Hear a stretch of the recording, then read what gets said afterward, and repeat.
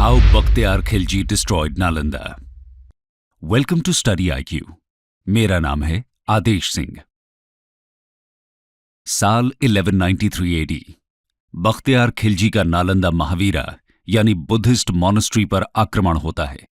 नतीजा भीषण नरसंहार और नालंदा में रखा अनमोल ट्रेजर हमेशा के लिए नष्ट। क्या था यह अनमोल ट्रेजर और बख्तियार खिलजी ने इसे क्यों डिस्ट्रॉय किया?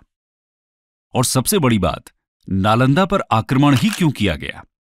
वो न तो किसी राजा का किला था और न ही खजाना जमा किए हुए कोई मंदिर, बल्कि वो तो शिक्षा का प्रचार प्रसार करने वाली एक यूनिवर्सिटी थी।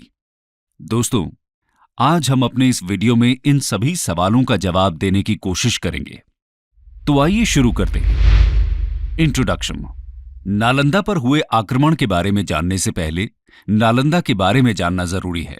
दोस्तों, नालंदा महावीरा का उदय 5वीं शताब्दी में माना जाता है। यह विश्व की सबसे पुरानी यूनिवर्सिटीज में से एक है। प्रेजेंट डे बिहार में इसकी लोकेशन है।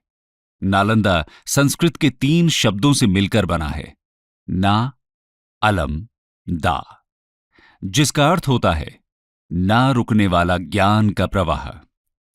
नालंदा महावीरा की जानकारी हमें हुएन सैंग और इत्सिंग जैसे चाइनीज ट्रैवलर्स के अकाउंट से मिलती है। ह्यूएन सैंग 7th सेंचुरी में नालंदा आते हैं। वो इसकी स्थापना का श्रेय गुप्ता वंश के शासक कुमार गुप्ता वन को देते हैं। ह्यूएन सैंग लिखते हैं कि यहां 10,000 मंक्स और 1,510 टीचर्स रहते थे। मतलब ये एक रेजिडेंशियल यूनिवर्सिटी हुआ करती थी। नालंदा में China, Japan, Korea, Indonesia, Persia, Turkey और श्रीलंका जैसे देशों से लोग पढ़ने के लिए आते थे। यहां बुद्धिज्म के साथ साथ astronomy, mathematics, philosophy, medicine, grammar जैसे सब्जेक्ट्स की शिक्षा भी दी जाती थी। यहां तक कि उपनिषद्स के कुछ ओरिजिनल मैन्युस्क्रिप्ट्स भी यहां मौजूद माने जाते थे। साथ ही यहां स्टूडेंट्स को कोई फीस भी नहीं देनी होती थी। यहां पढ़ने वालों में हर्षवर्धन, वासुबंधु, धर्मपाल, नागार्जुना, पद्मसंभव और ह्यूएन सैंग जैसे बड़े बड़े नाम शामिल थे। ऐसा भी माना जाता है कि ग्रेट एस्ट्रोनॉमर और मैथमेटिशियन आर्यभट्ट इस यूनिवर्सिटी के हेड रहे थे। ज्ञान का ये केंद्र लगभग 800 सालों तक ऐसे ही फलता फूलता रहा। लेकिन 12th सेंचुरी में अचानक ये अतीत के अंधेरों में खो जाता है। इसके पीछे की कहानी बड़ी रोमांचक है। Invasion of Nalanda. दोस्तों, नालंदा पर एक नहीं 3 आक्रमण हुए थे। पहले 2 आक्रमण के बाद इसे फिर से रीबिल्ड कर लिया गया था, लेकिन तीसरा आक्रमण इसके लिए फेटल साबित होता है।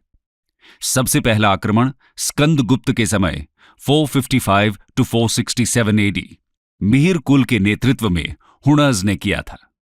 हुनर्स बेसिकली सेंट्रल एशियन ट्राइब्स के एक ग्रुप को कहते हैं जो खाइबर पास के थ्रू इंडिया में एंटर करते हैं। 4th और 6th सेंचुरी सीई के बीच यानी कि गुप्ता एम्पायर के समय हुनर्स के इन्वेजन इंडिया पर हुए थे। लेकिन स्कंदगुप्त के सक्सेसर्स न सिर्फ नालंदा को रिस्टोर करते हैं, बल्कि और भी बड़ी बिल्डिंग बनाकर इसे इंप्रूव कर देते हैं। नालंदा पर दूसरा आक्रमण अर्ली 7th सेंचुरी में बंगाल के गौदास राजवंश के द्वारा किया गया था। इस आक्रमण के बाद बुद्धिस्ट किंग हर्षवर्धन नालंदा को रीबिल्ड करते हैं। तीसरा और सबसे घातक आक्रमण था टर्किश इन्वेडर बख्तियार खिलजी का।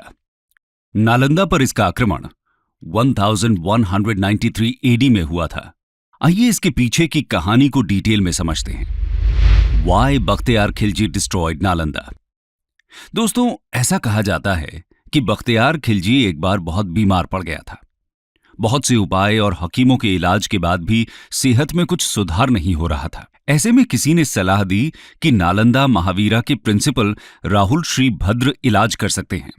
एक बार उनसे इलाज कराकर देखा जाए। बख्तियार खिलजी को किसी गैर मुसलमान से इलाज कराना मंजूर नहीं था, इसलिए वो इस सलाह को पहले नजरअंदाज कर देता है।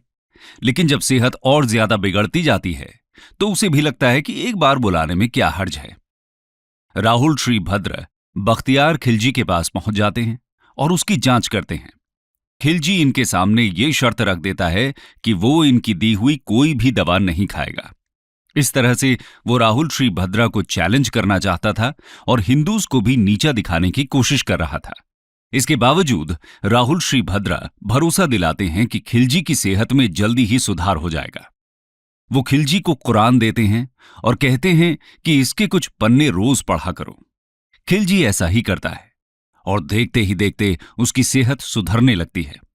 दोस्तों, राहुल श्री भद्रा ने कुरान के पन्नों में दवा लगा दी थी, जो पढ़ते समय खिलजी तक पहुंच जाती थी और इस तरह वो पूरी तरह सही हो जाता है। जब खिलजी को इस बात का पता चलता है तो उसे बहुत ज्यादा इनसिक्योरिटी और जेलसी फील होती है। उसे लगता है कि इन काफिरों के पास मुस्लिम हकीमों से ज्यादा ज्ञान कैसे है। बस इसी बात से नाराज खिलजी फैसला करता है कि वो इस ज्ञान के सोर्स को ही हमेशा हमेशा के लिए खत्म कर देगा।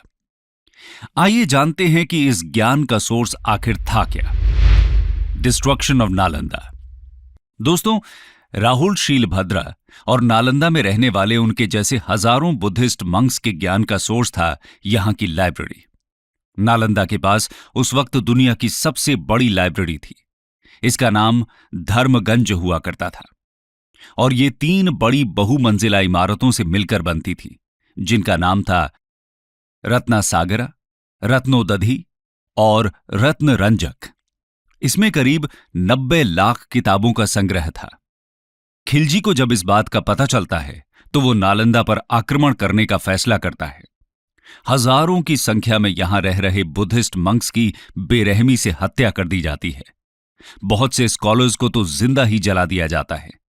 खिलजी की सेना निहत्थे बौद्ध भिक्षुओं पर भूखे भेड़ियों की तरह टूट पड़ती है। चारों तरफ कत्लेआम मच जाता है। उसके बाद यहां की लाइब्रेरी में आग लगा दी जाती है। कंटेम्पररी हिस्टोरियन मिनहाज सिराज अपनी किताब तबाकत नसीरी में लिखते हैं कि किताबों को पूरी तरह जलने में 3 महीने लग जाते हैं। इससे आप समझ सकते हैं कि कितना विशाल संग्रह रहा होगा यहां किताबों का। इनमें से बहुत सारी मैन्युस्क्रिप्ट्स यहां ओरिजिनल फॉर्म में थीं, जो कि दोबारा कभी रिकवर नहीं की जा सकी। कंक्लूजन। दोस्तों, खिलजी ने सिर्फ एक यूनिवर्सिटी को ही डिस्ट्रॉय नहीं किया, बल्कि एक पूरे ट्रेडिशन को तबाह कर दिया। यह आक्रमण इतना भयानक था कि रीबिल्ड करने के लिए नालंदा में कुछ बचा ही नहीं था। रह जाते हैं तो सिर्फ कांधार में बनी इमारत के कुछ अवशेष, जो समय के साथ मिट्टी में दफन हो जाते हैं। नालंदा को डिस्ट्रॉय करने के बाद खिलजी बिहार में ही 2 और यूनिवर्सिटीज, विक्रमशिला और उदंतपुरी को भी डिस्ट्रॉय कर देता है। यह सिर्फ भारत का नुकसान नहीं था, बल्कि पूरे विश्व का नुकसान था। सिर्फ एक व्यक्ति की जलन और इनसिक्योरिटी की वजह से हजारों वर्षों का ज्ञान संग्रह जलकर राख हो जाता है।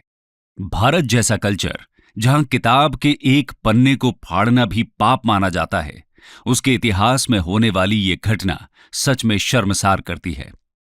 दोस्तों, नालंदा के लॉस्ट ट्रेजर को तो हम फिर से जीवित नहीं कर सकते, लेकिन इंडियन गवर्नमेंट ने नालंदा महावीरा को फिर से एजुकेशन के हब के रूप में डेवलप करना जरूर शुरू किया है। इसका आइडिया पहली बार 2006 में former late president APJ Abdul Kalam ने प्रपोज किया था। फाइनली इंडियन पार्लियामेंट ने नालंदा यूनिवर्सिटी एक्ट 2010 पास करके यहां फिर से यूनिवर्सिटी बनाने का डिसीजन लिया। जाने माने इकोनॉमिस्ट अमर्त्य सेन को यूनिवर्सिटी की गवर्निंग बॉडी का चेयरमैन भी बनाया गया। 2014 से नालंदा यूनिवर्सिटी में एडमिशन्स भी शुरू किए जा चुके हैं। अपनी पुरानी ग्लोरी तक पहुंचने के लिए तो नालंदा को अभी लंबा सफर तय करने की जरूरत है, लेकिन हम उम्मीद करते हैं कि सरकार का यह प्रयास भारत को एजुकेशन के फील्ड में एक बार फिर से विश्व गुरु बनने में जरूर सार्थक सिद्ध होगा।